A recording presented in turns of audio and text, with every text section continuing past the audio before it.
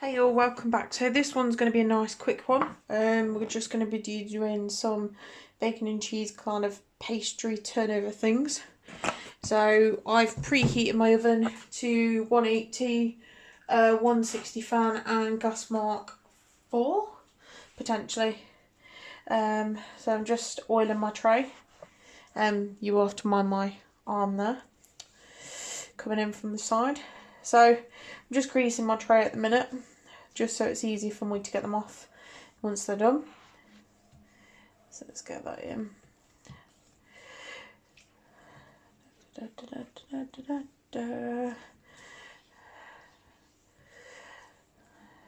There we go. So we'll leave that on the tray and move that aside. Pop that there. We're also going to get our pastry out. So I've just bought a bag of pre-rolled puff pastry. You know me guys, at the minute I can't get enough of this. Well, it doesn't help the fact that shops aren't selling blocks of puff pastry because you just can't get it because everybody's doing their Christmas bacon, just like me. So what I'm going to do is I'm just going to get this rolled out and then we can get this sliced up. So what I'm doing right now is just marking this into 10 because I've got 10 slices of bacon. So we're just trying to work out 5 across. To be fair, if you've got a measuring thing, that would probably be a lot better, but I don't. Sorry. It's a bit thin. It's probably going to have to go there. There,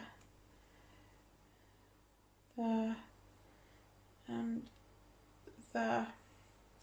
So I'll come back to you guys once I've cut my tan. So now we have our bacon on. I'm just going to get some cheese added on and then we're going to get them folded up. Probably is going to be a little bit of a weird shape because I did it a bit wrong, but hey ho, they'll still taste nice. So I'm just putting some grated mature cheddar on there. That will melt nicely in the oven when we put them in anyway, so it won't be too bad. So yeah, probably like a pinch and a bit on each. So that's a pinch for me. Probably, yeah, about a pinch and a half. It depends how big your pinches are, but yeah, probably about that. So I'll come back to you once I've done them. So now they are finished, so, well, in terms of the cheese, so we're going to try and fold them up. I have no idea how I'm going to do this, but we'll try some way. If it doesn't stick to the baking paper, that is. Probably something like that. Some nice kind of diamondish shapes. There we go. Probably like that one there. Doesn't really matter because they're going to get eaten anyway.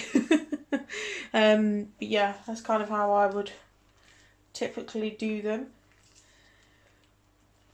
And then we can just get them put on our baking trays. You might notice when they're in the oven as well, they might leak out. A bit of cheese. It's always nice for the bit of the cheese leaking out anyway, because it gets all nice and crispy. So I'm going to get on with the rest of these and show you guys once it's done. So that is them folded. I quite from folding them apart from the cheese spilling out everywhere, but I suppose when you put in the oven they get all crispy and all tasty. So they're going to go in the oven for probably about 12 to 15 minutes. We'll keep my eyes on them and I'll show you once they're out.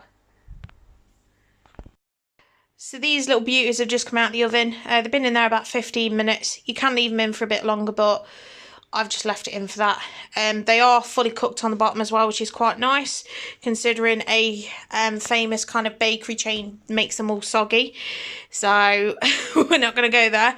But yeah, they're all done, guys. So if you like this one, go like, comments and subscribe, and I'll see all you lovely people in the next video. See you later.